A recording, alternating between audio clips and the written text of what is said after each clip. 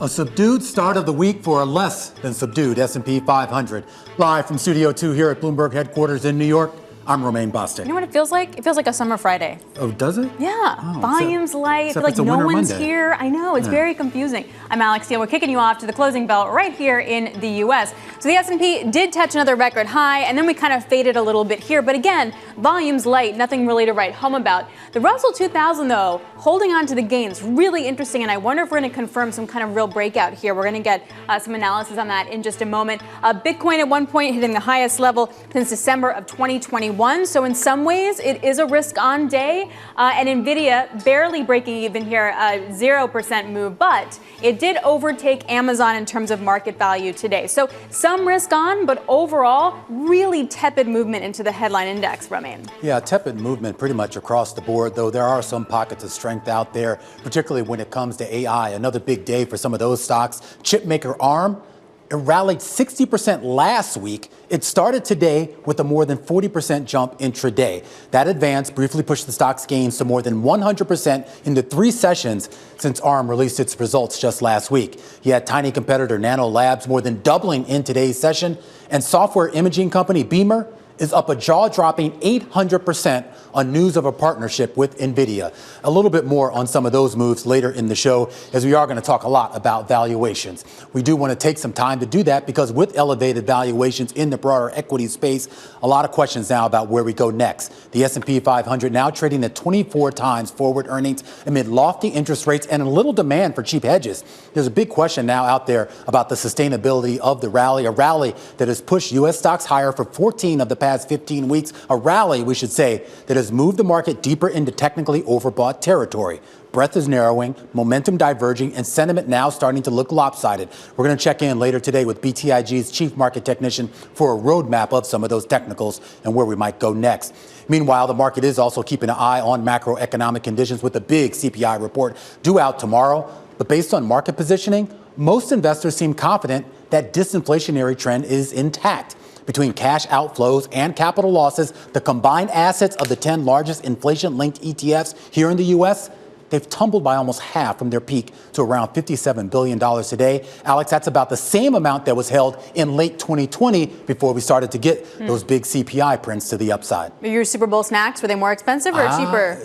They're about the same. They're about the same. Okay, well, in 3 years, maybe you'll feel better about it. And that's where I'm going with this chart. So this is the inflation expectation 3 year ahead. We got this from the New York Fed today. The 1 to 5 year was a nothing burger. It just was bang in line with estimates. But this is the lowest on record, 2.35%. I find this extremely interesting heading into CPI Tuesday, particularly when you have the Fed definitely looking at these inflation expectations like in UMISH as a gauge for kind of what to do. Now, it's interesting because it does wind up saying, hey, guys, maybe we do need to wait and see, though. This is in 3 years. A lot can happen in 3 years. Bloomberg Economics, Romaine, was saying that a lot of the downside that we've seen so far is from supply chain issues resolving themselves, whereas the demand side issues are still really sticky and there's still that strong demand pull, which could lead to just stickier inflation any way you slice it.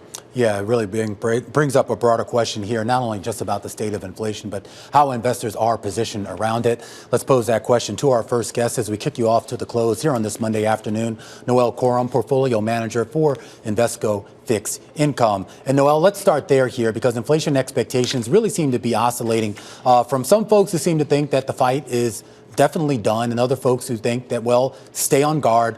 There could potentially be a new resurgence. Sure. So our view is that the fight is done in terms of, the Fed is done hiking. They're starting to look towards cuts, but they're starting to grow comfortable, but not yet confident. So they're not going to, March is definitely off the table, probably looking for cuts in mid-year or later. But really, bond investors love CPI. We have CPI day tomorrow. We're looking, as Alex mentioned, for the within the stickier components, particularly around services inflation, especially because we have had a bit of a mixed bag on the wages data recently. So we want to make sure that those wages aren't feeding in through to services inflation tomorrow.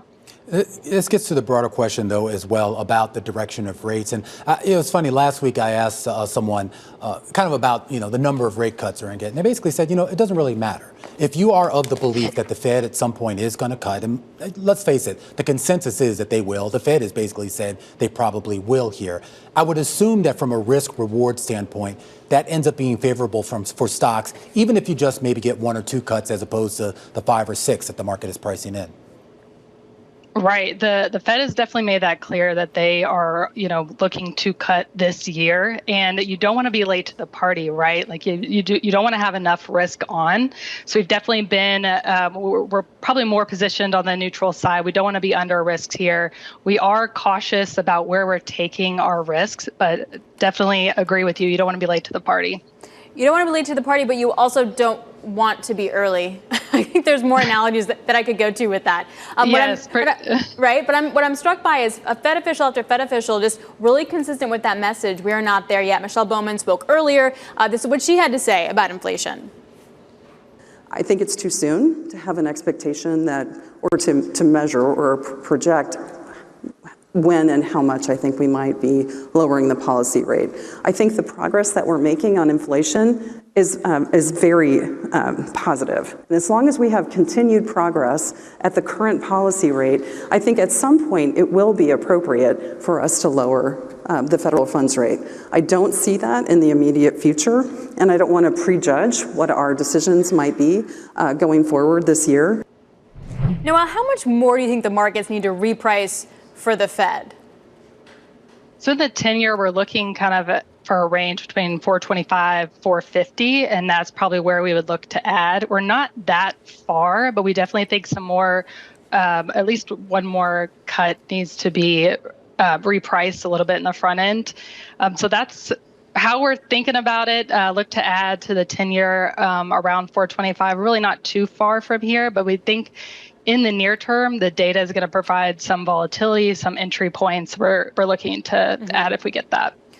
Before I let you go, I know it might sound out there, but do you need to hedge for a reacceleration of inflation? I know that seems like really far-fetched, but Citi was like, we're just so one-sided at this point that are we missing a trick, right? Like you need to hedge for it. Tiffany Wilding, which I know Romaine and Scarlett will be talking to later, also says there is a risk of reacceleration. Are you hedging for that at all? Yeah, we're looking to hedge it through within the investment grade. We're kind of entering into the front end of the market as well as higher quality bonds. The problem is valuations are very tight, right? So we want to make sure that if we do see a backup in spreads, we want to be well positioned and have some sort of tilt to quality. So that's how we're looking to hedge that. All right, Noelle, great stuff. Noelle Coram there, portfolio manager for Invesco Fixed Income, helping us kick you off here to the close this Monday afternoon. Coming up, a closer look at the original FANG, Diamondback Energy surging after agreeing to buy fellow Permian Basin driller Endeavor Energy, a $26 billion deal. We'll talk about what it means for the Western Hemisphere's busiest oil field. Plus, our stock of the hour is ARM Holdings. You got shares soaring again today after last week's blockbuster earnings. We're going to have the latest. And hot or not, a lot of concerns here about overbought conditions in the market. Jonathan Krinsky, chief market technician at BTIG. We're going to get his take on whether stocks are indeed overbought. All that and more coming up in a bit. This is The Close on Bloomberg.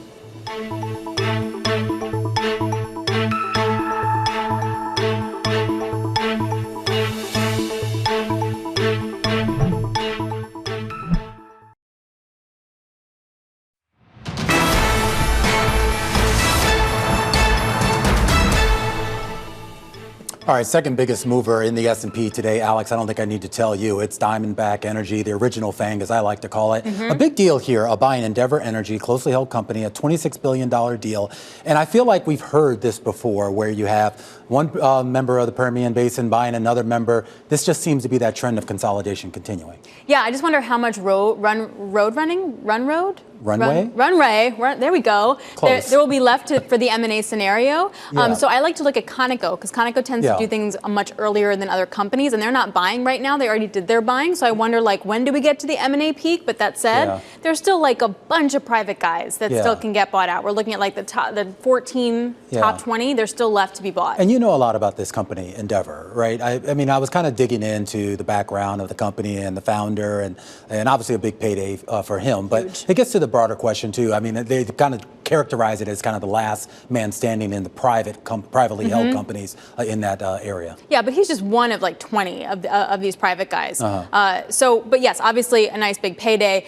What is interesting, though, is that investors seem to be looking past the debt part of this. Yes. So Diamondback does have to take on debt. They want to reduce it fairly quickly. I think there's questions as to, though, how they're going to do that. Reducing their dividend, do they have to do fire sales? I was listening to the call, and they don't want to do forced sales or anything. They want to be strategic, but at some point, how does that shape up? Is there going to be a lot of overlap here? Because I saw the shares are up 10%, which typically the acquirer usually doesn't get that kind of pop from a deal, particularly one that has to be financed through debt. But is the idea that once they complete this deal, they'll find some ways, I guess, to cut the fat, so to speak? So I was talking to Manis earlier, and I said it was like a merger of equals, and he laughed, so there's no merger of equals. But in this particular case, why I said that... Can I just stop you there? We used to have a boss who very forcefully did not believe in a merger of equals. The reason why I say that, though, is they literally have headquarters across the street from each other. If you take a look at the map of the acreage, Endeavor's like smack in the middle of what Diamondback has. So there is a lot of synergy from that way. They're going to expand their board members. They're still going to have some Endeavor people involved, et cetera. And there's no like technological advantage. Like Exxon is going to bring something very specific to Pioneer as well. Same thing for Chevron to Hess. There's no special technology. They're the same guys doing the same stuff. Now they can just do longer laterals and longer wells for cheaper. Is the cheaper part of this? Is this why we're seeing so many deals? It just lowers their production costs? Is that the idea? The idea, they were saying that by 2025, they can lower their cost per barrel of oil equivalent produced by 5 to 10%. So basically, you're looking at more oil for less money and less rigs. At the end of the day, like that's not a bad proposition. Well, one question I'm curious about is the regulatory environment, at least based on the oil industry's perception. They don't feel that the current administration has been very hospitable to them. And we know there have been a lot of proposals out of the Biden administration in terms of dealing with climate change, as well as some of the national security issues with exporting our LNG and stuff. Does this not become a concern for these companies? Well, regulators are definitely looking at all of this. The FTC is definitely looking at the Exxon deal. They're definitely looking at the Chesapeake deal in terms of the Southwestern, for example. They're definitely going to look at this. At some point, they're going to get nitpicky about it, but can they really say no when they want production? I don't know. At some point, how do you say no to smaller guys trying to rival the big guys and say yes to the big guys? Yeah, it's called having your cake and eating it too. I know. I don't buy it. It'll be stretched out, but I think it'll happen. All right. I think we got on the phone Mitchell Furman, a Bloomberg oil industry reporter, joining us right now. Talk a little bit more about this. And Mitchell, I was going over with Alex here some of the contours of this deal. Maybe you can get us to a sense here as to whether is this kind of the end of this big M&A merger boom that we've been seeing in this space, or are we still kind of at the start?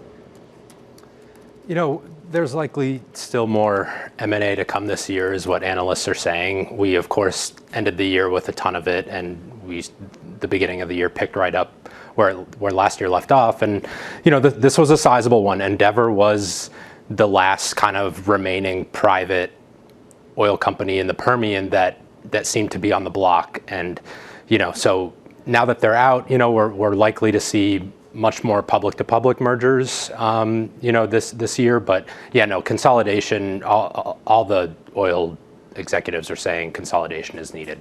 All right. Well, certainly the big deal of the day, probably the biggest deal in quite a few weeks. Mitchell Furman there, Bloomberg oil reporter, keeping an eye on shares of FANG right now, up about 9% on the back of that $26 billion agreement to buy closely held Endeavor.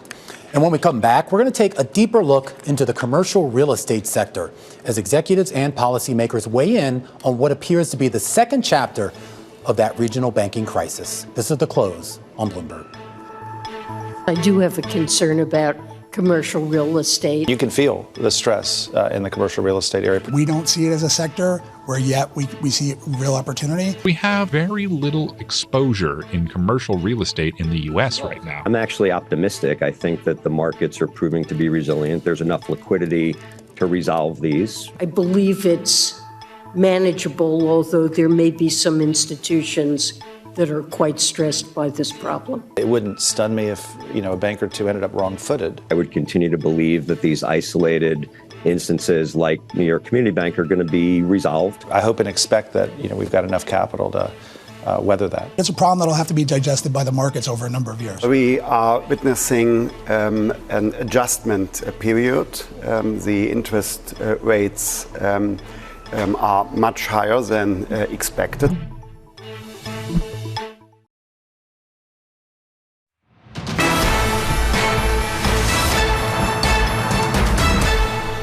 All right, let's get a view from the sell side with our top calls, the big movers on the back of analyst recommendations. And we start up with Lowe's, upgraded over at JP Morgan to overweight for what the analyst expects is going to be a turnaround for home improvement retailers. He says consumer wallet headwinds, they're moderating. And Lowe's largest category, appliances, is further along in the deflation process. Shares having a pretty good day, up about 3%. Let's move on, though, to Big Lots, plunging the most since 1986. This after Loop Capital cut its hold rating to sell. This following media reports that suggested the discount home goods retailer has been reaching out to bankers and investors for new financing. Analyst Anthony Chukumba giving Big Lots some side eye over what he says is a very concerning financial situation, and he slashes his price target to a street low, $1 a share. Shares of Big Lots right now down 30% on the day. And finally, let's take a look at Rivian, a downgrade to equal weight over at Barclays with analyst Dan Levy saying while the company makes great EVs, he doesn't think demand is going to be strong enough to avoid the pressures of a broader industry slowdown. The softness implies risks from pricing, slower volume growth, and a longer path to break even. Those shares moving lower by about 2% here on the day. And those are some of our top calls. We do want to stay in the sell side space here and take a look at another sector experiencing weakness. That is the commercial real estate sector.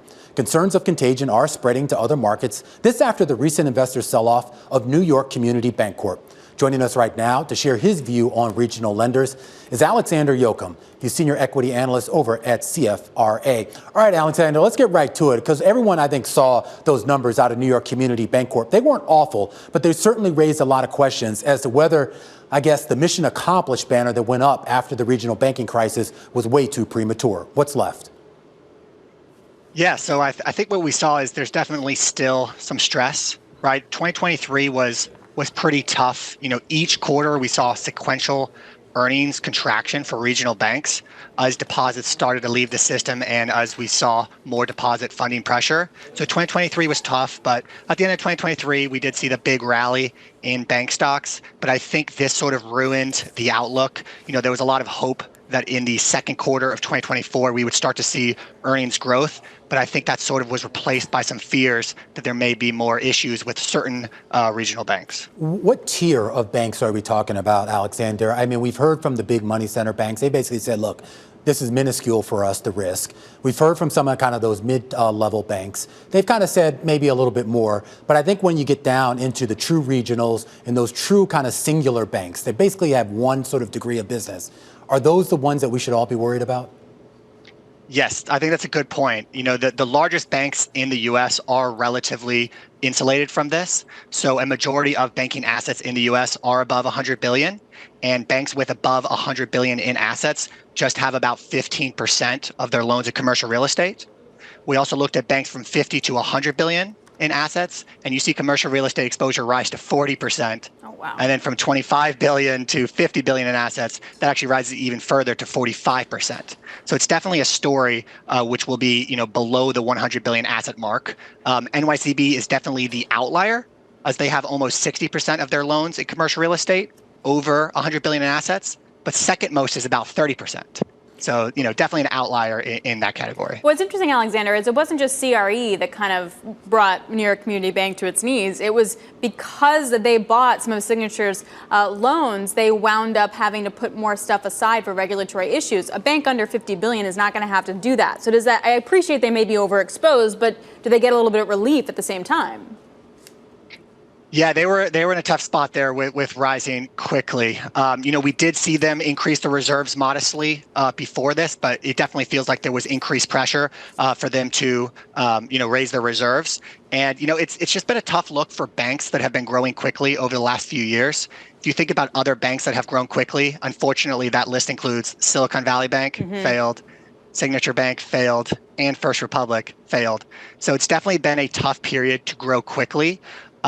And yeah, NYCB unfortunately got caught up in that. Well, it's interesting you say that because we were talking about M&A in the oil patch, and we were kind of thinking last year that we would see a ton of M&A in the bank space, but we really haven't. And I wonder if that regulatory overhang is going to prevent a lot of that consolidation. Yeah, so you know, I keep hearing people telling me that there's going to be bank and M&A. But I haven't seen it, and I'm a little bit skeptical. I'd say I'm more skeptical than the typical street. And that's because, you know, a lot of banks are playing defense right now. right? There is expectations that capital requirements are going to be higher. So banks are setting more, capital aside. They're not, doing buybacks. There's not necessarily more capital, laying around for acquisitions. And then the banks that can do acquisitions, they're much larger, and there's that regulatory overhang.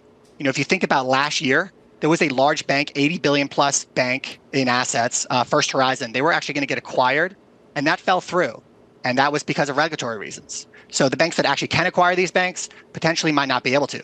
What we've seen over the past few years is the time it takes an acquisition to go through actually rises. So the days it takes is longer and longer and longer. Yeah. So it's been a little bit of a headache recently. It also raises the question, Alexander, do we even need that type of consolidation? I know some people will say, okay, well, you need that lifeline.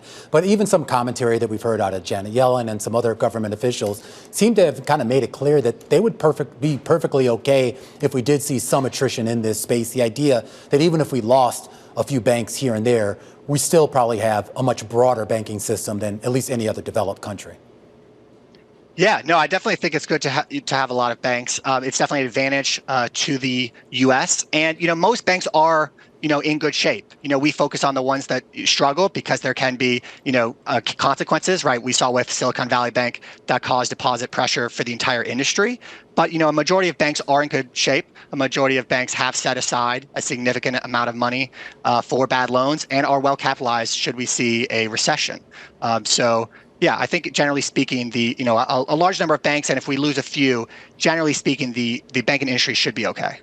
Alexander, thanks a lot. Really appreciate it. Alexander Yoakum over at CFRA joining us there. It does feel, though, Romain, that the one thing you do get it with you if you merge is you may get some regulatory risk, but you also just get a bigger deposit base, which would then help against everything else. So, but we haven't seen that, though. And so I wonder, is everything just a little better than we thought? Well, I think so, certainly for a certain tier. And that gets to the question is whether you actually need that type of consolidation. I mean, there's been a lot of talk about how the depositor base is actually more dispersed, I guess, than what it was at the time of the crisis a year or so ago, whenever it was. And so maybe that's the health we needed, and you don't necessarily need big tie-ups. That does mean there might be a couple of banks that are kind of just going to wither on the vine, but again, with New York Community Bank, it was like 2 loans. It wasn't like their whole loan book. It was 2, and it was not great, but it was just 2 loans. 2 big loans. Two very big loans, but nonetheless. And then if we get the Fed cutting in a cutting cycle, does that kind of push off any sort of trauma? Have we gotten through it? Yeah. Anyway, coming up, I love technical analysis. I know a lot of people don't love it.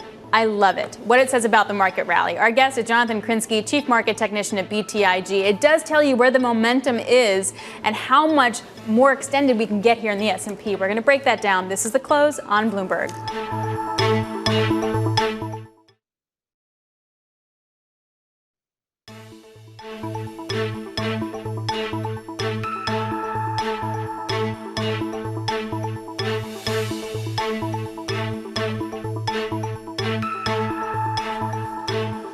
Just about 3:30 here in New York. This is the countdown to the close. I'm Romain Bostick. And I'm Alex Steele. So I appreciate that we're off the highs. Volume's really light. Not that much going on. Right.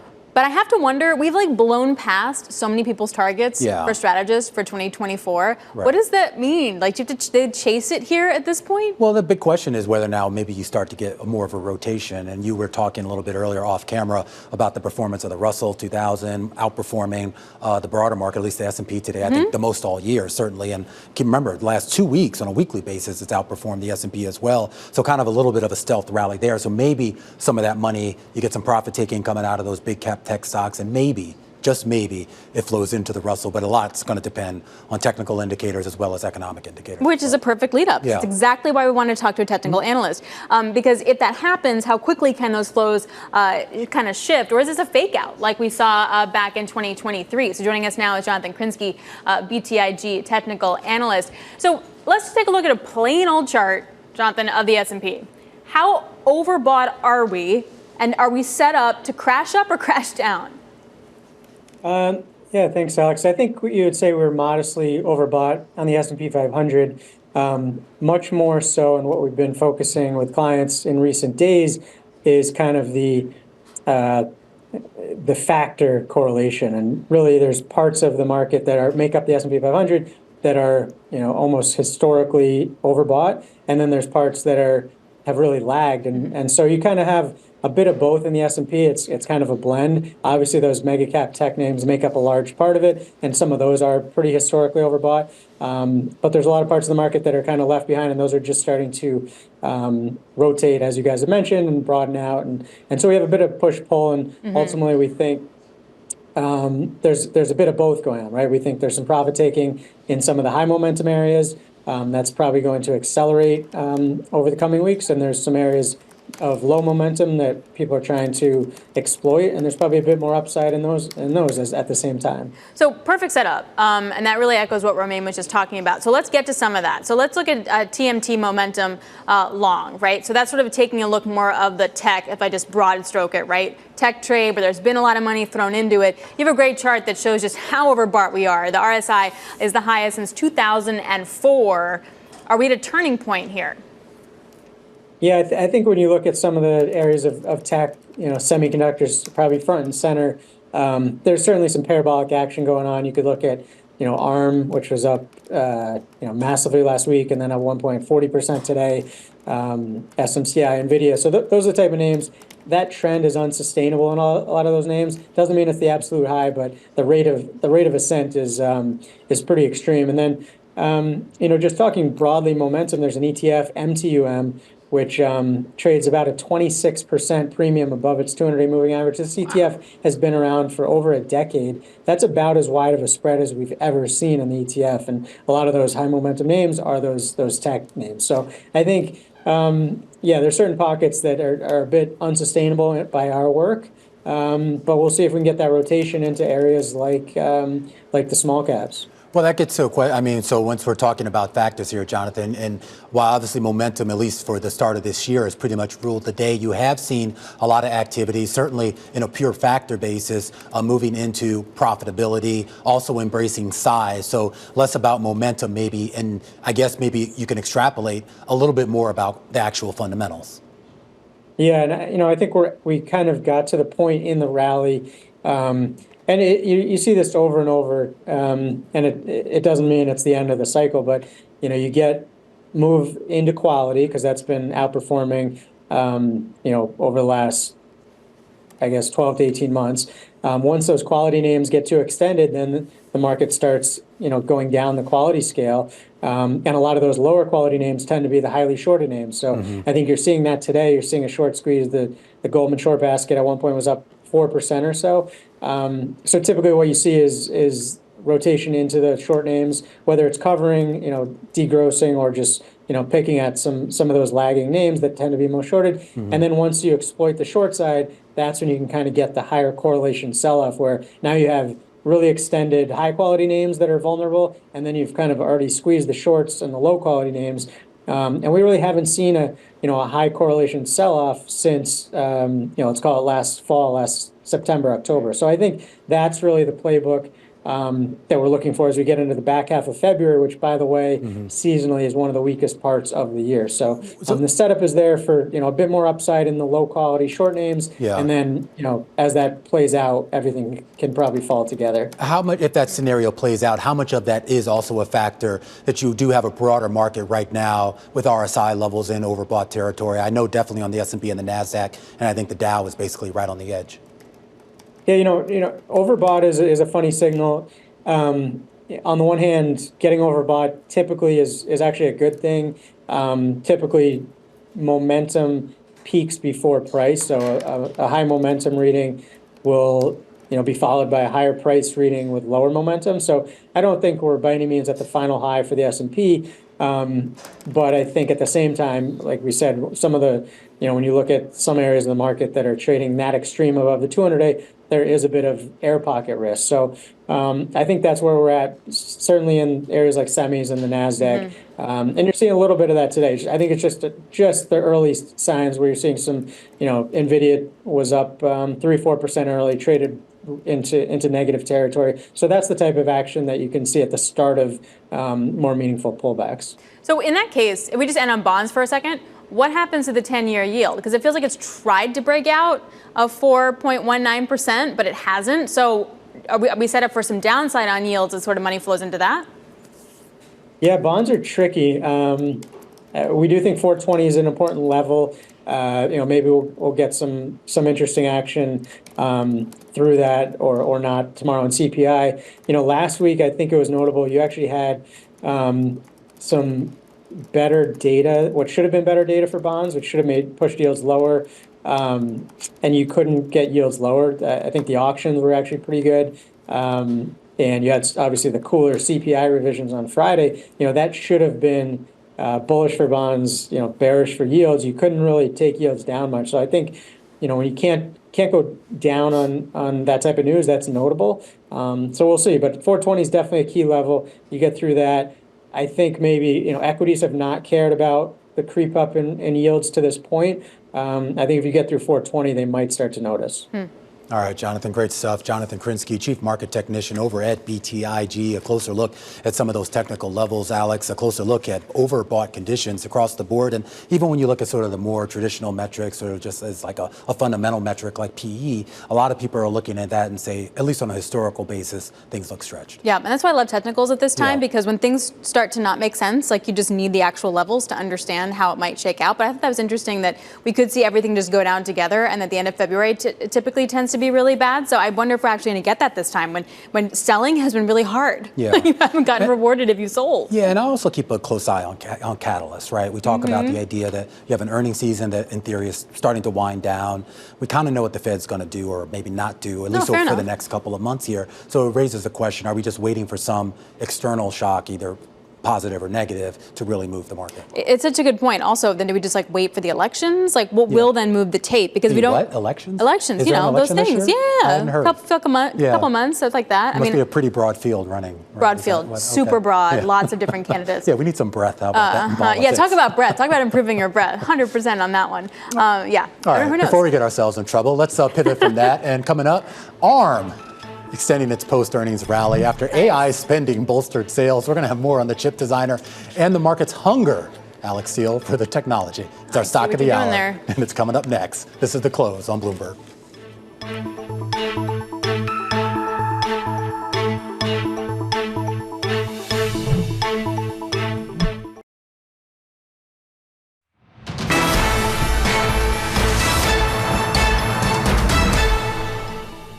All right, it's time now for our stock of the hour, a closer look at ARM Holdings. The chip design company, the shares there had doubled at one point today off of its earnings report last week. Let's dig a little bit deeper into what exactly is going on. Abigail Doolittle joining us right now. And Abigail, this is a stock, we should point out, that rallied like 60% last week. As of right now, it's up another 37% here. And this is all based on that earnings report? It's unbelievable. Yeah. But no, it's not all the earnings report, at least in terms of the numbers, because they did put up a solid report. I think that they beat sales by like 10% and earnings by 18%. But what really happened was they gave more color on AI. Now, usually when I hear that, especially when I see this stock trading like a meme stock, because when this stock was first proposed to me to cover, I was like, why do we want to cover this? It's just like one of these other meme stocks. But then when I dug in, it's very, very interesting because their AI is real. They are actually the third AI chip company out there. So first, of course, there was NVIDIA, and then there was AMD. There's all these other companies that investors are scouring. This happens to be the third one. On the call, they mentioned the fact that they gained a contract, revenues coming in this year. So it's a real thing. They have tremendous operating margins because they're an IP company, so it can really flow right down to the bottom line. So people want in. Early on, you had the serious investors, then you had sort of the frothy institutional, and now you have a lot of retail. Everybody's piling in, but there does seem to be a good reason for it because they actually have an AI product, and it's widely used. They have the royalty and licensing agreement too, so the way they make money is a bit different than the other guys. But still, it's a $154 billion company that shouldn't move this much in theory. When you look at the chart, are we overbought here? So we're very overbought, and usually this would be a chart that I would not like at all. But if we go into the Bloomberg terminal and we take a look at this chart, this is actually a good chart. It reminds me a lot of Tesla back in the day, because you can see there clearly a parabolic uptrend. Typically, per physics, that will fold in on itself. A 90-degree angle can't hold. The only marketplace that I'm aware of that the parabolic uptrend has not reversed is Tesla. I think this might be a second one. And if you take a look at the RSI, it is very overbought. It's at 91, but it's higher highs. So these highs are being made on momentum. The S&P 500 right now, its RSI is much lower than it had been in December, and yet the stock market is higher. Kind of what Jonathan Krinsky was talking about, a bearish divergence to some degree. Interesting. Okay. I mean, hey, if you can make a 91 RSI seem okay, Well, we'll go with it. Well, they have a lot of good stuff going on. The chip, They do. AI It is chip, fundamental. It's not the meme stock. It matches there, and you're going to continue to have that interest. Until they mess up, I think you're going to see this stock higher. May consolidate, but good stuff. All right, Abigail, thanks a lot. Really appreciate it. Abigail Doolittle. So yeah, that's the whole idea, Romain, is that you might need some consolidation. We can make the argument for all the top tech stocks, but there's some fundamental stuff going on here. So you wonder if we get that real dip, how much that dip would actually be. There's some realness though to it, and I think I'm not going to get into whether the 60% rally last week and the 30-40% rally today is justified, but there is sort of a real undercurrent here that they're making a real product with real customers. This isn't just AI hype. Now it's just a matter of the market to figure out what's the proper valuation. But as Abigail pointed out, there's really only 3 players in this space right now. Really only 2 if you really want to be honest about it. And maybe they become the third one. And it does seem like the first mover advantage is real. Yes, for the AI chips. Yeah. Different, like if you look at, say, the weight loss drugs and that's sort of the AI of Europe, there may not be a first mover advantage in the same kind of way. Yeah. But with AI, yes, definitely. Yeah. All right, coming up, you got the S&P 500 hitting a wall after touching some record highs. Katrina Dudley will give us her point of view. She'll be joining us next. This is The Close on Bloomberg.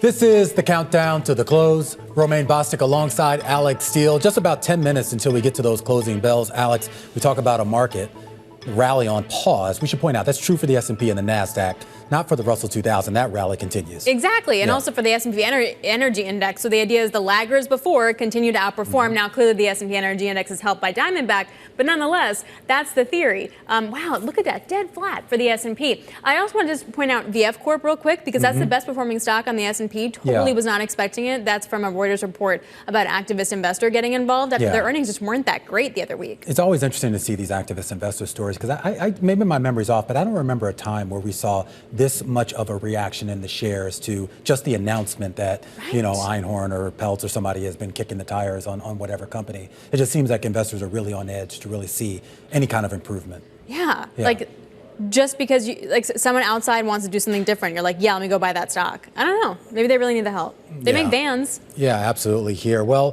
for the most part, maybe the fundamentals are cooperating. Maybe the technicals are or not cooperating, depending on who you talk to. But what about the macroeconomic conditions? Investors are eagerly awaiting tomorrow's CPI print and what it could signal for the future of Fed policy. We had a chance to talk to Invesco's Noel Coram just a second ago. Take a listen. The Fed is done hiking. They're starting to look towards cuts, but they're starting to grow comfortable, but not yet confident. So they're not gonna, March is definitely off the table. Probably looking for cuts mid-year. Noel Coram speaking a little bit earlier on the program. Katrina Dudley joining us now to help us count down to those closing bells. Portfolio manager and investment strategist at Franklin Mutual Series. Katrina, let's get right to it here. A triangle of attention, right? Is that between interest rates, growth, and what else? And we've got inflation as well. And that's obviously there's a feeding mechanism in with all these parts of the triangle. But I think if we look at inflation, you can kind of give the Fed a bit of a check the box on that. They've got it very close to that 2% target. Okay. And then in terms of interest rates, they've been very, very sensible, very data dependent. And growth is an engine that just is steady. And I think we're kind of in that Goldilocks moment. Goldilocks for who, though? For the Fed, for investors, or for everyone? Well, I think in terms of investors, I mean, we're looking at the S&P market kind of you're going over that 5,000 level. So I think for investors, we're seeing the top of the spectrum do very, very well. Like they have only 1/3 of their wealth in their homes. The rest of their money is in investments, and they're obviously benefiting. But where we're starting to see some signs of a little bit of tension and a little bit of concern is that low-end consumer. So would you be hedging? Would you be hedging right now, hedging for a lower S&P? Would you hedge for a possible reacceleration in inflation? Like, do you need to be hedging that stuff at this time? So the problem with the S&P is it's an index that's representative of 500 names. Within that, you have the Magnificent Seven, and obviously there's been so much of that that's been driving this market. And I think as we look at those names, we've been surprised at how they've continued to have strength. But I think that we're starting to see them back at that gap level to the rest of the market that they were were when we had the last tech bubble and the last kind of bust there. I am not saying that these companies have similar characteristics in terms of no profitability and you're buying just eyeballs, but I think what we've got to be concerned about is that that gap can't really widen. Now that gap can close two ways. Obviously you can have a compression in the 7, or you can have the rest of the market catching up, and that's when we come back to the fact that we do have this triangle and it's positive. Okay, so this goes back to your point, Romaine. You're selling tech and you're buying small caps. Like, is that what we're going to have to do now? We have been bullish on small caps, probably a little early, but I think if we look at what are the drivers of those small cap stocks, we are very happy with the positioning that we have. Now, I think in the small caps, you need to be an active investor. Not an activist, but you really need to understand what you're buying, and so real work pays off in that sector.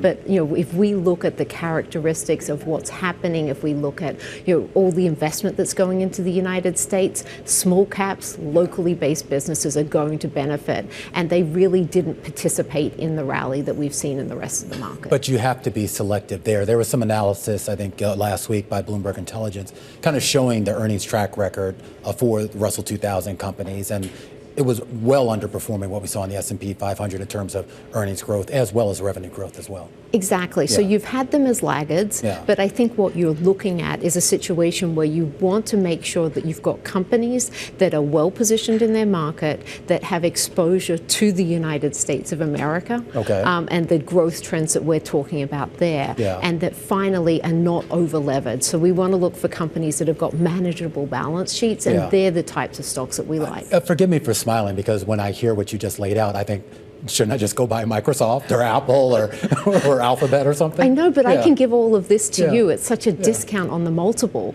So that's the differential, is that we talk about a growth stock, but a growth stock has a valuation component to it, and the small caps have some of these growth characteristics. They've been overlooked, so the multiples are cheap. Why is that different than 6 months ago, when the same thing happened? All of a sudden there was a rush in the small cap stocks and it faded real fast. It does. I mean, I think investors have become very, very fickle, but I do think if you're patient, what happened with the small cap universe is the fears of recession is one of the things that people get very concerned with them. So they're the first place that you express it. When people are fearful of a recession, they're not talking about turning off their windows. They're talking about whether or not they're going to buy more or less of a product, and most of that tends to express itself in small cap stocks.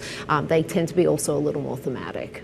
So the idea is that if we don't get a recession because we're going to get Fed cuts, doesn't mean we're going to get 7 or 8, but if we get 3 or 4, that's not recessionary, therefore small caps can hang tough. I think you need to take that premise back, though. You're talking about the fact that the Fed is going to be cutting rates because they fear a recession. No, for normalization. Just for normalization, but that's not going to be that they're cutting rates in a recession or to kind of deal with a recession. I think that that's what people need to understand. The signaling that comes from that rate cut, it's going to depend on why they're cutting rates. Are they cutting it because they've been very successful in what they've done, and they've been very successful in meeting that 2% inflation target, so they can kind of take a little bit of the steam off. But if they're starting to cut rates because we see a sudden spike, for example, in unemployment, that's not what we're expecting, but if that's what they were doing, that signal is very, very different, and it's very different interpretation for the market. We only have about 30 seconds left. I do want to get your thoughts, though, on corporate debt, specifically investment grade, and whether that rate scenario and that economic scenario makes that attractive as well. I think if I look at where corporate debt is at the moment, you need to balance it out with the ability of companies to generate cash flow, and that's been one area they've been very, very strong at. So I think you've got a lot of companies that can manage their debt balance, and in the investment grade space, I think you're going to be safe. All right, Katrina, always great to have you on, and great to see you in person here in studio too. Katrina Dudley, portfolio manager and investment strategist at Franklin Mutual Series. We got about 2 minutes until we get to the closing bell. Alex, S&P 500 down fractionally on the day. But Russell holding up. Russell 2000 up about 2% here on the day. A good day, and I think a lot of folks will take it as we move closer to those closing bells. Sit tight. We're about to take you to the bell and beyond.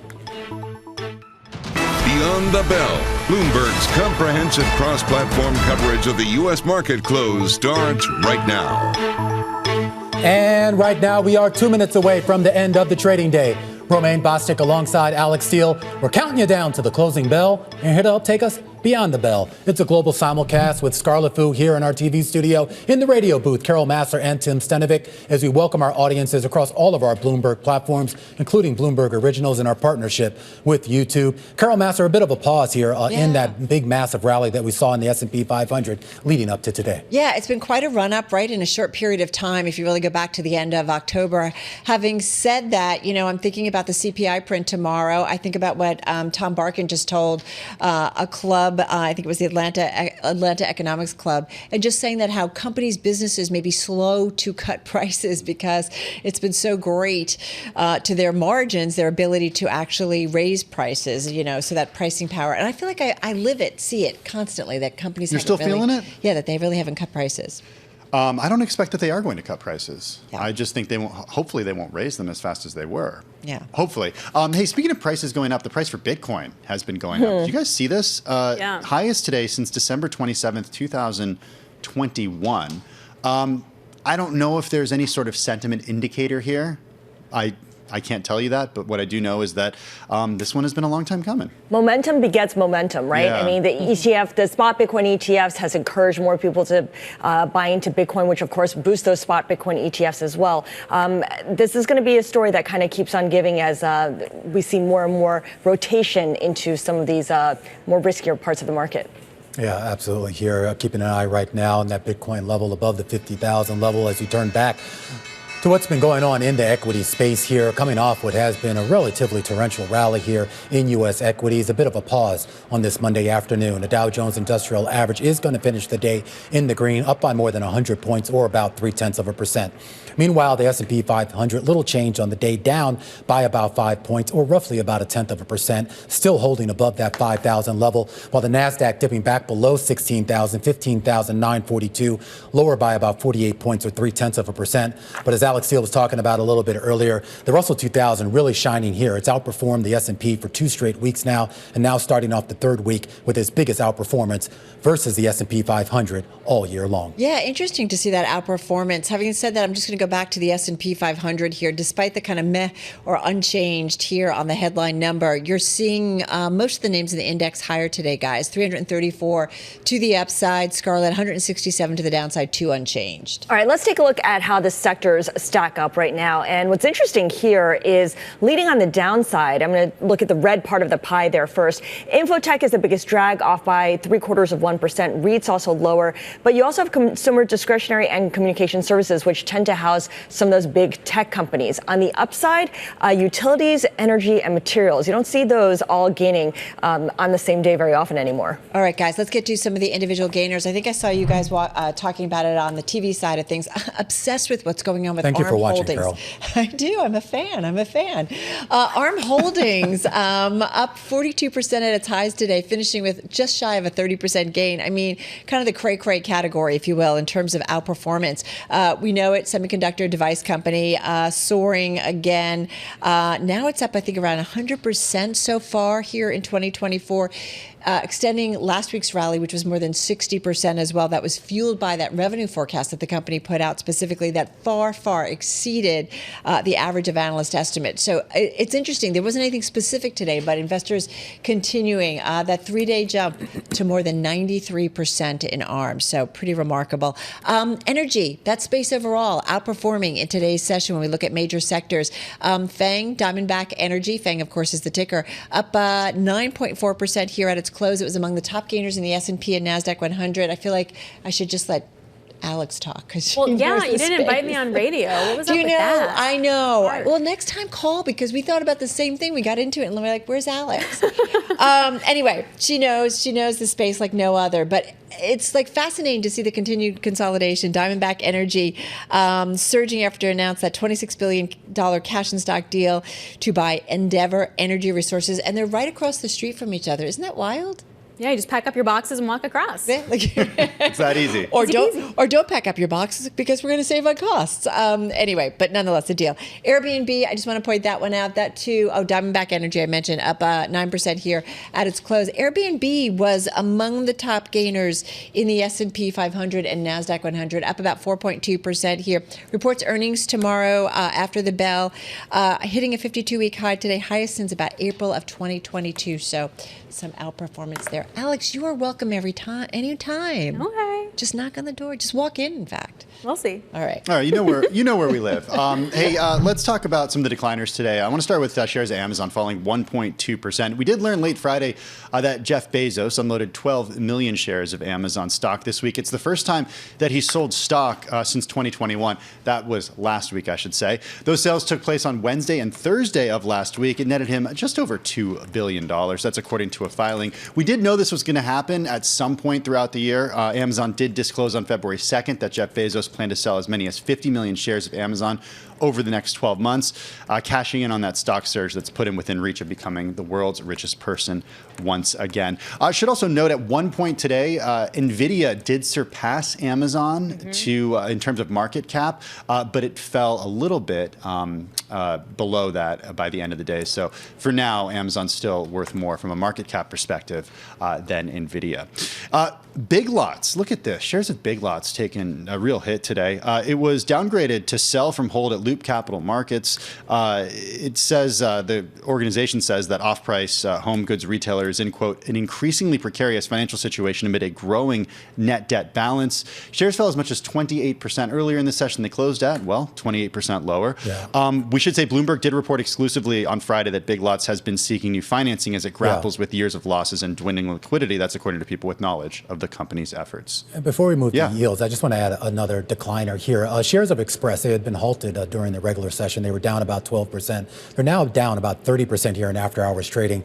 We should just point out this is on the back of a report by the Wall Street Journal saying that they are looking now at some sort of debt restructuring, and it's currently in talks with lenders on debt options. This is, of course, the retailer Express, down 32% here in after-hours trading. All right, let's get to yields for a second. Nothing happened. Moving on. And I say that literally because nothing is moving. Well done. You're looking at 4.19% on the 10-year. Okay. We haven't breached it. We're done there. Nada. Romain. Yeah, absolutely, too. I do want to go back to some other earnings as well. We've been talking a lot about the moves in ARM. I just want to point out that Cadence Design is also lower here in after-hours trading, down about 7%. This is the big chip software design company here. Basically, their 1Q guidance on EPS is a big miss there. And then want to turn to another sector here, and this involves the car rental space. Avis budget out with earnings. Those shares also down in after-hours trading, down about 4% here. Revenue numbers for the most recent quarter coming in a little bit light, $2.76 billion. The street was looking for $2.81. Though we should point out, EPS beat by a mile, $7.10 a share on an adjusted basis versus street estimates of $4.15. So assuming that comparison is correct here, a big beat on the bottom line number, but a bit of a miss on the top line. You know, I'm curious about this whole thing with the big tech stocks continuing. I know that they were kind of flat today, but the S&P 500 continuing to hold up, even with people saying that it's overbought. Athanasios Sarafagis of Bloomberg Intelligence did some research, and it was fascinating. He found that a lot of the buying was probably coming from overseas investors, like from Canada or Europe, and they're piling into U.S. stocks faster than American investors because they're trying to make up for lost time. You know, their indexes have not done as well. Their benchmark have lagged behind the S&P 500, and they've got to make up. All right. I don't have an easy segue here, so I'm just going to go to it. I am so tired because I stayed up late watching the big game. So there's debate in terms of the Super Bowl, right? That whether or not we should have a holiday on Monday, or maybe just move it to Saturday. Romain, why do you support this, Romain? Yes. Holidays ridiculous. I agree. Romain, you're saying yes. Why is that? Well, what time did you get home? I didn't. I came straight into work. Just straight do into it on work. a That's how Saturday. committed I am. Just do it on here. a Saturday. I think we're all really tired. Wait, weren't you at the game? Yeah. No. Yes. No one was at the. Can I interrupt this witty banter for a second please. here? Go ahead. I just keep an eye. TripAdvisor actually shares are moving higher here. Actually, the company considering strategic options, if you will, forming a special independent committee where they're going to, I guess, look at their options. Doesn't quite say what those options are, but we've seen these types of statements before here. And they says that they do have a mandate to evaluate any proposals here. Those shares at one point were up about 11% here in after hours trading here. So interesting. We've been talking so much about consolidation in other areas, whether it's energy and some of the other spaces here. Are we going to start to see this in travel? I wonder how I mean, does it have a lot of travel guys to do that? I don't know. I have to say, being overbanked, but are we over traveled? There's also a lot of online travel sites. I don't know about you guys, but it's a little overwhelming when you go to look for a trip, and it's just, there's a lot of folks out there, and I wonder, is there some consolidation within that industry? Did you use TripAdvisor to go see the Super Bowl? No, you know what I use? I use, Delta.com or whatever it is. See? Yeah. I prefer That's just to what I go do. straight to the airline, straight to the hotels myself. I feel like you don't save anything. Yes, really. And I feel like you don't really save anything by using, whatever it is, Travelocity, Expedia, TripAdvisor. I don't think I've ever talked to someone who goes right to the hotel. Yeah. This is like an Alex Steele first right now. Well, all right. Well, I do the same. Nice to meet you. Like a win. Nice to meet you, Alex Steele. They are increasingly, though, they want you to use their apps. I do the same thing, hotel or airlines. Like I just use their apps. Yeah, and also I feel like you preserve more of your points and rewards. Good talk, guys. Good talk. There you go. You guys are very conversational. Was it a fun time, Romain? I mean, I should have taken advantage of this. I don't think I've ever seen Carol that silent. I don't think Romain can hear me. He's just ignoring my questions. No, I am. I'm tired. Okay. Well, welcome back. I'm running on fumes right now. So I saw you and Taylor on the screen together. Did you? Wait, were you really there, or was everyone just joking? Yeah, I mean, you didn't see me right there when Usher and he's Ludacris joking. came out. No, he was I was right really there in the back. You were really there? Yeah, turned down for what? Alex, know your co-anchors. Why do you think he's so there. tired? All right, we have to wrap. They're like telling us, please leave. I know, they're telling you, please leave. We're done with all of you. All right, guys. Glad Monday's almost over. All right, that's a wrap. Our cross-platform radio, TV, YouTube, and Bloomberg Originals, including the Super Bowl going. Romain, we will see you again, same time, same place tomorrow. All right, coming up here on the big program, our coverage continues. Rebecca Patterson on deck, former chief investment strategist at Bridgewater Associates. Stick with us. This is The Close on Bloomberg.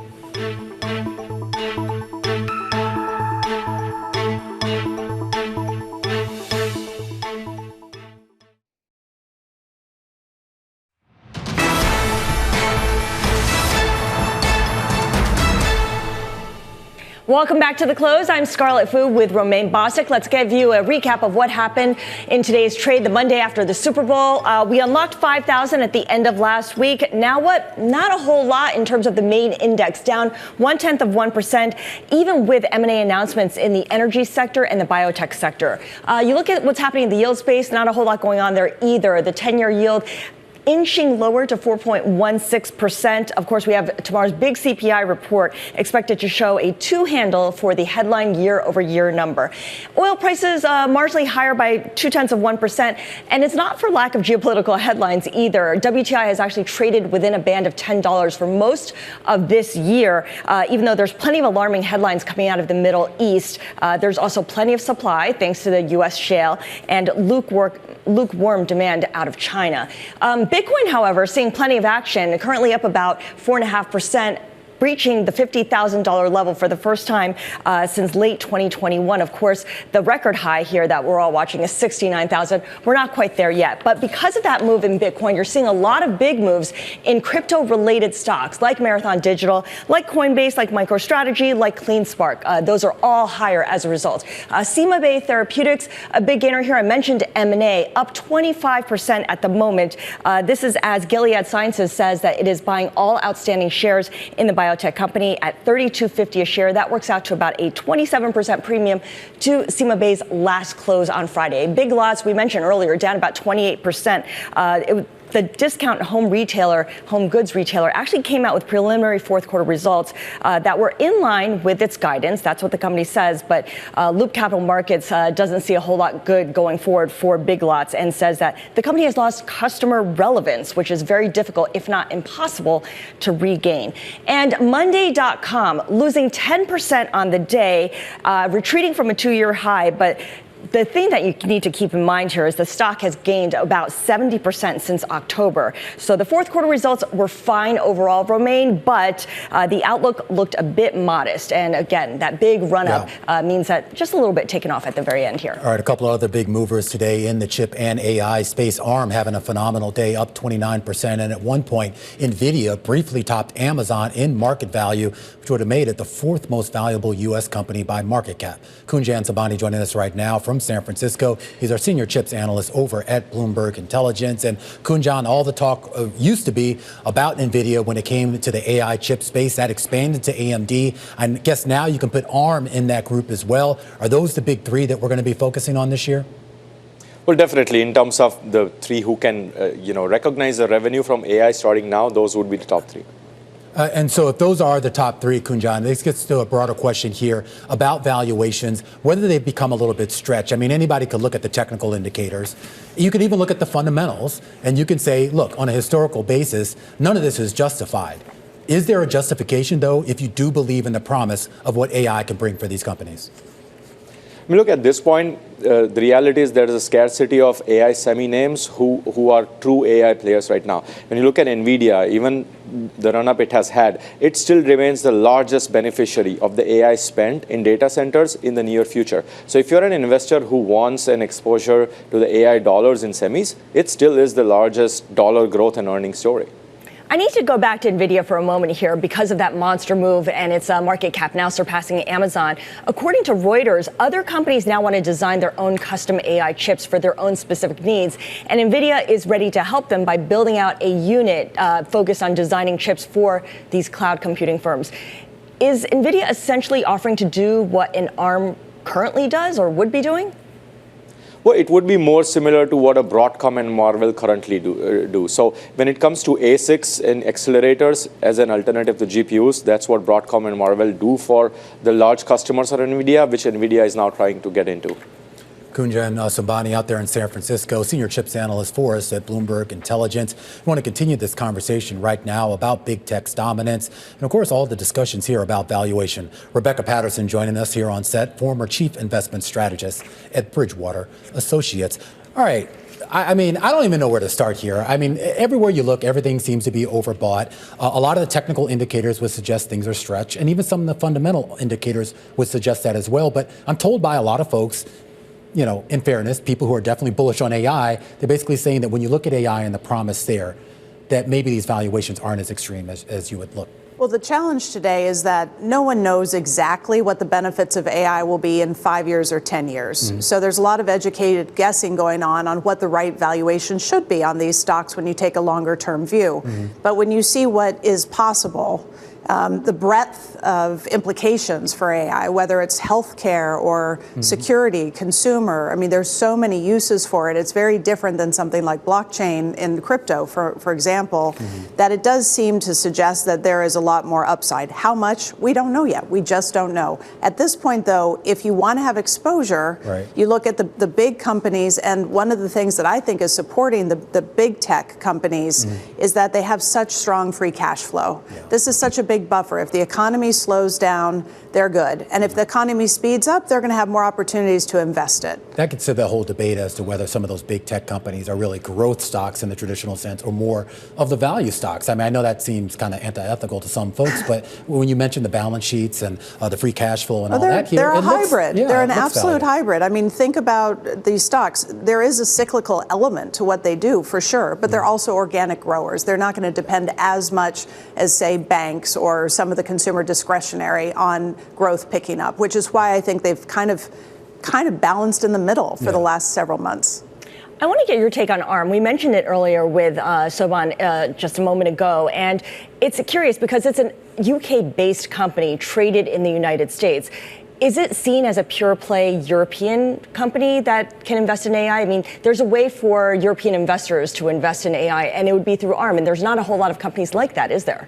Right, and I think right now people are looking to get geographic diversification, and they're trying to get exposure to tech and AI specifically. And so if you can find companies that are listed in different companies but get you that exposure, all the better, because then you can tell your investors, I'm getting you diversification too. So whether we're looking at an ARM, whether we're looking at some of the other European semi stocks or some of the tech-related names, there aren't that many. And of course, because of regulatory differences in Europe, they're not nearly as large, and they probably won't get to be, which gets us back to why the Magnificent Seven, or whatever number we're using these days, are so still attractive at these valuations. They've got the business ecosystem, they've got relatively friendlier regulation, they have a comparative advantage because we're training highly skilled labor all the time to go into these companies, and then they have that free cash flow, which allows them to continue to compound on everything they've learned already. So they have such a big head start and comparative advantage against the rest of the world, it's hard to find anything equal outside the U.S. So where you can find some diamonds out there, you pick them up and you see these reactions like we got today with ARM. So when you look at the Magnificent Seven, it feels like everything you just described should not include Tesla, at least right now, given what we know about the company and its struggles with cutting prices and, getting things off the ground. What could replace Tesla as a Magnificent Seven company? I am not someone who picks securities, so I'm not going to be able to give you an exact stock that I think should be in that mix. But I do see investors trying to broaden their horizons and say, okay, maybe I have Amazon and Meta and Nvidia, but given the valuations, given all the good news priced in, I want to try to look more broadly than that. Maybe the companies doing the picks and shovels, so to speak, for AI. Maybe some of the industries that are going to benefit from some of the productivity gains faster than others. So you are seeing that happen. But again, I guess my bottom line on this sector is that yes, there's going to be hiccups. There's going to be periods of underperformance. We have a lot of regulatory stuff that's going to come down this year that could cause profit taking. But over the next 10 years, growth is going to come down to productivity labor. Labor in the U.S. is declining somewhat because we're getting older. We're retiring, not us, but others. And so you need productivity, and that comes from tech. And because the U.S. has this advantage, we're likely to get stronger growth than our peers overseas. And that's going to support U.S. equities. It's going to support the dollar. And I think we can have another decade of exceptionalism. Are there any sort of parallels in history, at least in your career, that you've seen that is even close to what we're seeing right now? Well, the best parallel for the tech part of it is probably the personal computer. And when you look at, well, what were the productivity gains? They were massive. And there are some analysts who think that AI could be similar, lift productivity growth maybe by 1.5% a year for a decade or so. That would double productivity growth in the U.S., which would be a major lift for GDP. So it doesn't happen often, but the personal computer would be a good recent example. And then certainly further back in time, things like the automobile. If you want to go far back, we can start talking about steam engines and looms. I thought you were going to go back to like the wheel or something. Not quite that far back. But it would be unusual to see the U.S. market outperform 2 decades in a row. That doesn't happen very much. Rebecca, always appreciate your joining us here. Rebecca Patterson, everyone formerly of Bidradar. Coming up, we've got the top 3, where we focus in on the top 3 movers and shakers at the center of the day's biggest stories. This is The Close on Bloomberg.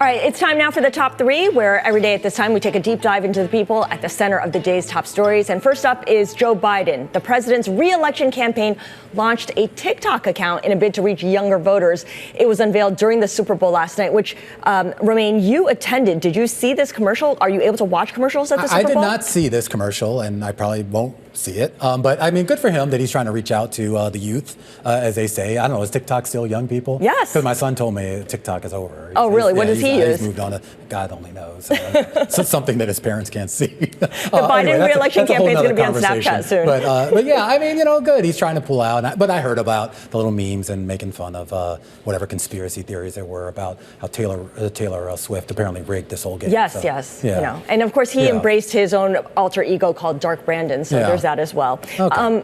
You're watching Beyonce.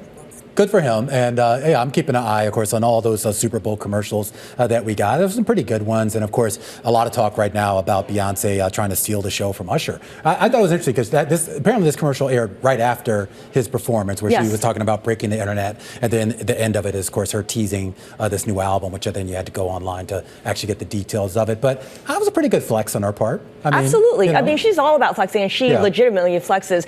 My question is, it was an ad for Verizon, but does anyone even remember what it was for? All you know is that you're looking forward to her new album. I did remember it was Verizon. It didn't make me actually go out and buy anything Verizon related. It did probably make me go out and buy another Beyonce album when it drops next month. But, they got the attention they wanted. They got the attention they wanted. She looked fantastic there, by the way. All right, let's talk about Tiger Woods. He's our third person. The golf star starting the new year with a new look after ending a 27-year partnership with Nike. He's got a press conference scheduled at 7 p.m. Eastern time to discuss what he'll be wearing in the limited tournaments that he does play. Yeah. So what is the new look? Because there's still no details on it. I know we have to wait. The press conference at 4 p.m. Pacific.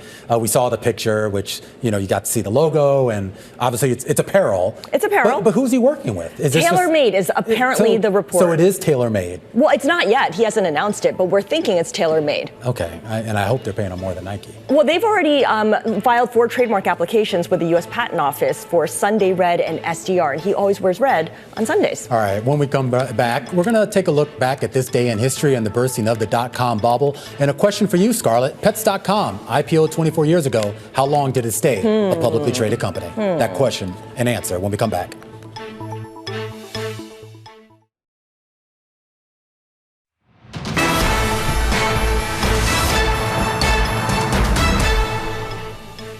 All right, here we go, folks. 24 years ago this week, Pets.com made its debut on the NASDAQ at a price of $11 a share.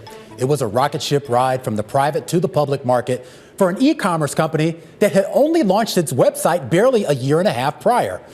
But a quirky sock puppet mascot, an expensive Super Bowl ad, and heavy discounts and promotions helped the pet supply company lure more than 1 million customers to its website. At $11 a share, Pets.com, the ticker iPet, was valued at about 50 times its 1999 revenue. Rival PetSmart, which operated 484 brick and mortar stores at the time, boasted double the sales of Pets.com, but was valued at less than 1 times revenue. But Pets.com wasn't long for this world. Aggressive discounts and free shipping pulled in customers at a speedy clip, but it also had the company burning cash at an even faster rate. And that brings us to our big number and the question of the day. How long was the run for Pets.com as a publicly traded company? The answer? 10 months. Barely 10 months from its February 2000 IPO to an announcement in November 2000 that it would shut down operations. It was the worst performing IPO of that year and one of the fastest descents for a newly listed company in U.S. history. Furthermore, it would come to define the excess of the dot-com era and demarcate its end. Now, to be fair, Pets.com had plenty of company. Remember Value America, Furniture.com, MotherNature.com? Yeah, exactly. All told, around 140 dot-com companies closed in the year 2000 alone. And other names like Webvan, eToys, Ask Jeeves, and Dr. Coop, they followed into the trash bin back in 2001 and beyond. And while there certainly are some similarities between the current stock market rally and the dot-com bubble, including narrow breadth and sector allocations dominated by technology, overall, market valuations in the early 2000s, they were significantly more extreme than what is observed today. And the handful of companies going public today, they have something a lot of those dot-com names didn't have a quarter century ago. Free cash flow and an already profitable business model. No sock puppet needed for that. Scarlett? Thank you for that trip down memory lane. I totally forgot that the ticker was iPet, and it turned out Pets.com was ahead of its time because now it's pretty much Chewy, or Chewy has taken the mantle there. All right, let's move on to a big data point that's coming out tomorrow, which is CPI. According to Bloomberg Economics, the January CPI report will likely show inflation running at a similar pace to the past few months. Consumer prices together with producer prices on Friday could give us some significant clues about the future path of Fed rate hikes. Joining us now is Kathy Bostancic. She is chief economist for Nationwide Mutual. Kathy, so good to speak with you. The consensus estimate is that the headline year-over-year number could show a 2 handle, which is something that gets us to that 2%-ish target that the Fed always talks about. Of course, CPI is not what the Fed focuses on, but this is pretty key, isn't it? It is, and happy to be with you to discuss it, Scarlett. They target PCE inflation, but CPI gives us a heads up as to what to expect for PCE inflation, and PCE is personal consumption expenditure. What the Federal Reserve has told us is that they want a continuation of the good data they've seen over the last half year. So they don't need better inflation data, at least like on the month-to-month readings. But because the month-to-month readings have trended in a desirable way and have been lower, that's allowed the year-on-year rate that you highlighted to move possibly below 3%. And symbolically, that's a nice reading to have, to have that 2% handle. Yeah, absolutely. I mean, if you're just looking at what happens by the end of the day, if we get that 2 handle, that's something that certainly people will fixate on, especially those who are in the disinflation camp. There's also going to be some revisions to inflation numbers, too. How messy could those revisions get? Yeah, so we got some heads up on that on Friday. So we got the seasonal adjustment factors and the revisions already baked in. So we're not looking for any big surprises there. I think, what we'll really be focused on is things like the 3-month annualized change, right? So, how much has inflation moved over the last 3 months? Yeah. And do you get that continuation of good numbers, right, to allow the Federal Reserve at some point here to start to cut interest rates? We think that's May. And if you look at the releases, we'll get 3 inflation reports, so CPI and the PCE price index. We'll get 3 separate readings, monthly readings, for the May reading. And we think that'll be enough to encourage them to cut rates starting then. If not May, then in June. Kathy, I am curious just about the complexion of the disinflation that we've seen. We know a lot of this has come from the good side of the economy, and there's been a lot of discussion as to when we start to see a material disinflation across the board in services. I know there are some pockets already that started, but do you expect to see maybe a little bit more help from what is effectively probably a more consequential corner of the economy? It's a great question. And all the Fed commentary over the last, really since the meeting, in the last policy meeting, has been on core services, and particularly the super core services. So that's stripping out rental inflation, because we think rent, and the Federal Reserve thinks that the most recent rent data, the new data, suggests rental inflation to roll over, but it's all the other service prices that they're focused on. And the reason is core in goods inflation has probably gone pretty much as low as it'll go. There's a little bit more downward movement, perhaps, to get back to absolute deflation of what we had pre-pandemic, but it's at 0 now, fell from 12. So that really puts the onus on the core services. And what Fed officials are worried about, or maybe concerned, is that if we do get leveling off in core goods prices, with super core services still running 4%, that's still well above the level they would need to get back to 2% inflation overall. I know it's kind of hard to look really far out, particularly for things that aren't necessarily going to be written on paper. But you have to sort of be mindful of, I guess, a potential external shock. The idea that, this whole inflationary spike that we got ourselves into was largely, to a certain extent, born out of the pandemic. And there could certainly be something, maybe not as severe as the pandemic, but something else, whether it's geopolitics and the wars that are going on around the world here. What do you keep an eye on most that could maybe disrupt whatever that disinflationary trend is trying to tell us right now? Yeah, those are valid points.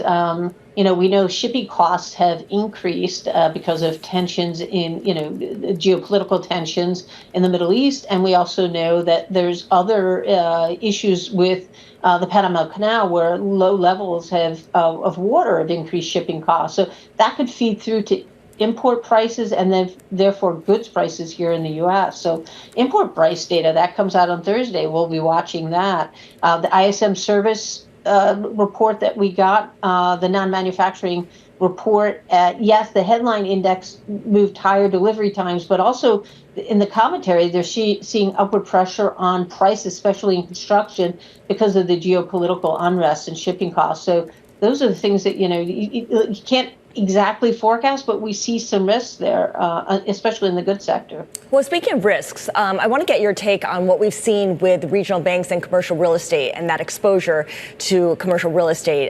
There is some renewed stress in the regional banking sector. How worried are you about the possibility that this slow leak of headlines that comes out could lay the groundwork for some kind of recession down the road?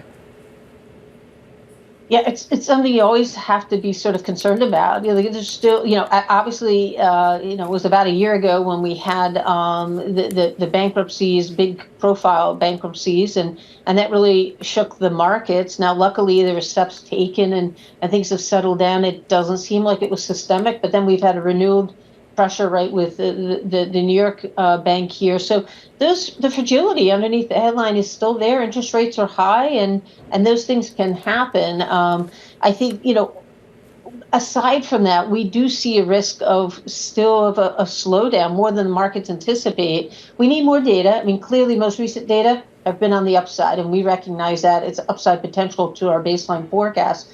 But if you look at how the Fed's going to hold interest rates, a bit higher here than normal and cutting rates very slowly because inflation's sticky, well, that means policy stays restrictive for longer. And we have to see how that plays out for the economy. And I would just add the consumer is pretty extended right now. They're not prepared for an employment slowdown if one unfolds.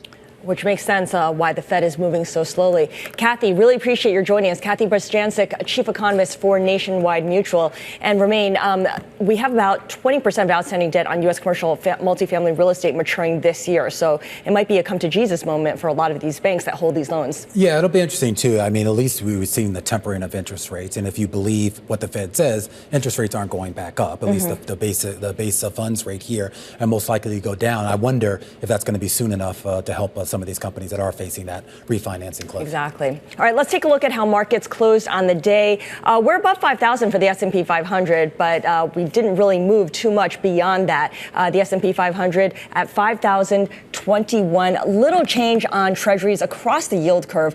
The 10-year currently up to 4.17%, just barely, as we await that CPI report tomorrow. Dollar little change as well. And crude oil holding at that $77 a barrel level, really staying within that $10 range. And if anyone's keeping track of Bitcoin, Romain, it surpassed 50,000. Oh, wow. Yeah. Next stop, 69,000. I mean, given how Bitcoin moves, who knows, right? This is The Close on Bloomberg.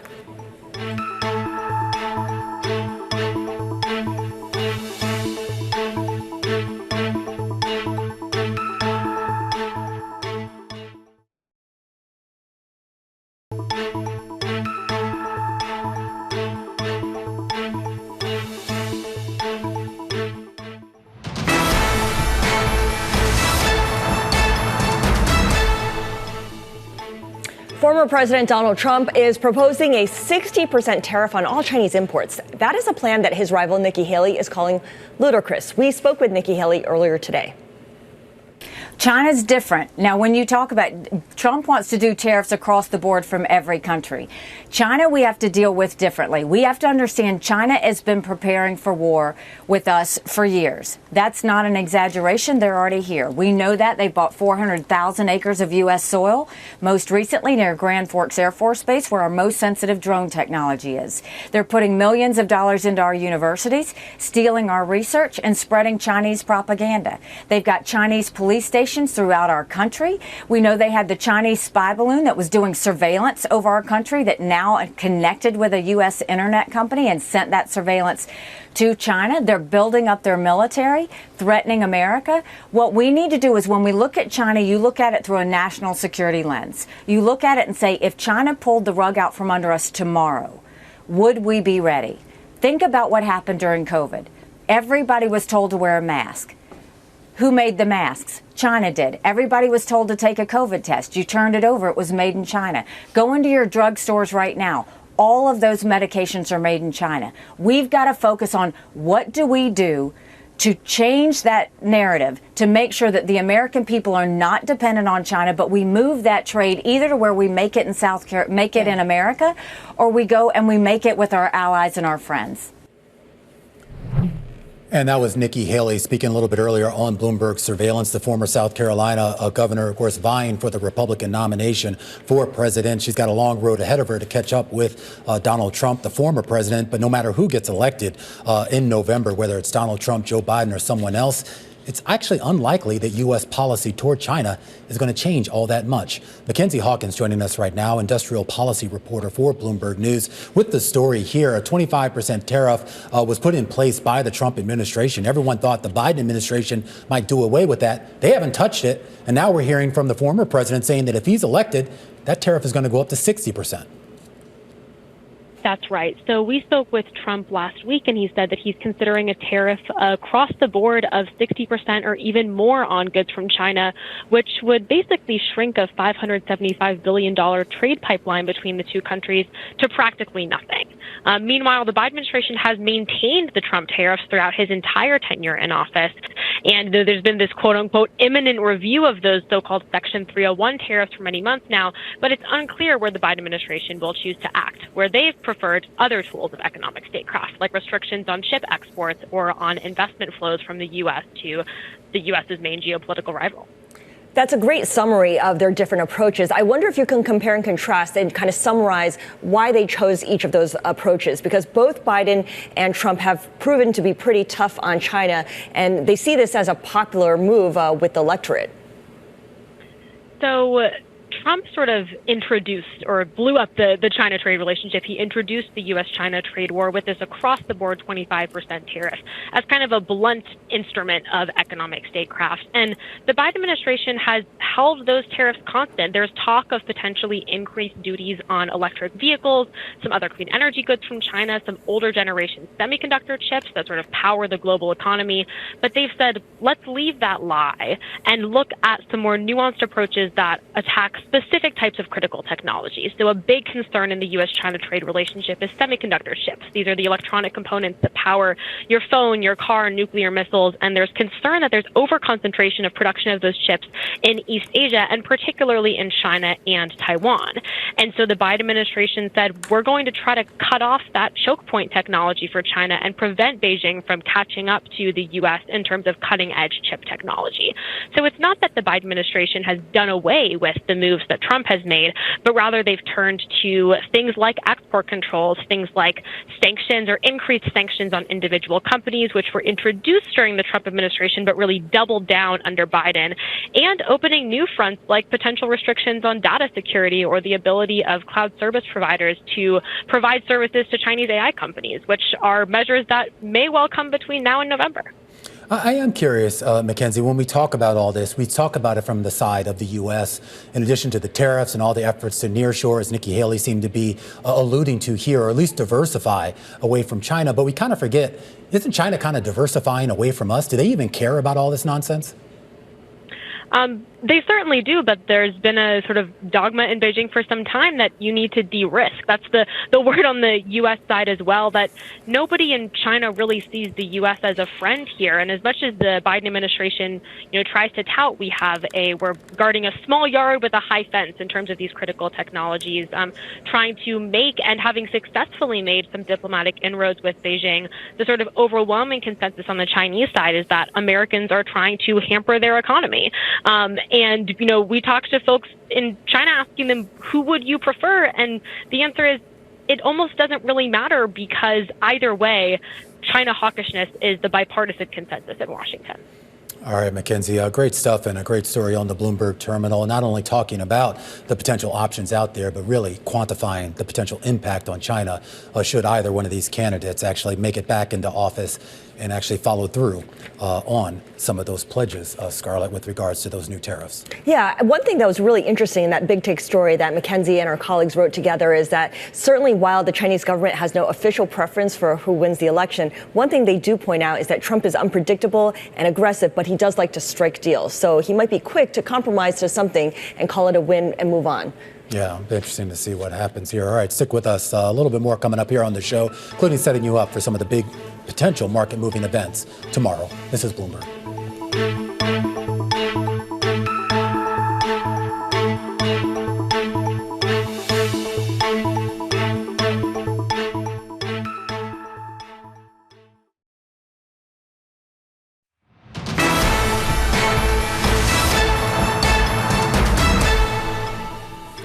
All right, as we start off the week here, Scarlett, we still got some earnings that we have to sort out as the week moves on. Two of the biggest ones that investors will be keeping their eye on tomorrow are Airbnb and Lyft. Mandeep Singh joining us right now, senior tech analyst for Bloomberg Intelligence. And Mandeep, let's start off with Airbnb here. I mean, we talk so much about the growth of this company, and more importantly, all that sort of revenge spending, revenge travel spending, if you will. Is that all over? Not really. I think from the prints that we have seen so far, discretionary spending, consumer spending seems to be holding up quite well. And when you look at travel, whether it's Airbnb or Lyft, they're exposed to discretionary spending. So what Uber told us is they can keep growing 20%. Now, Uber is the category leader, so is Airbnb, but not Lyft. And that's why that disparity in valuation. I mean, Lyft trades at 1 times EV to sales, Airbnb trades at 10 times EV to sales. So clearly expectations are much higher for Airbnb because it's a profitable business model. In the case of Lyft, they're still struggling to, show that they are EBITDA profitable like Uber is. And so that's where investors will be focused on. Can Lyft get there just by focusing on ride sharing, or does it have to enter a new business? I mean, what we have realized is with marketplaces, the only moat you can have is operational efficiency and scale. And that's what Uber has delivered. I think Lyft's problem is they never expanded in these ancillary categories like food delivery and grocery delivery. And in hindsight, that was a mistake. Even though that would have been dilutive to their take rates, that would have been the right thing to do because now they're struggling to boost supply. And they just don't have the right frequency to keep the consumers on the platform. They have no loyalty.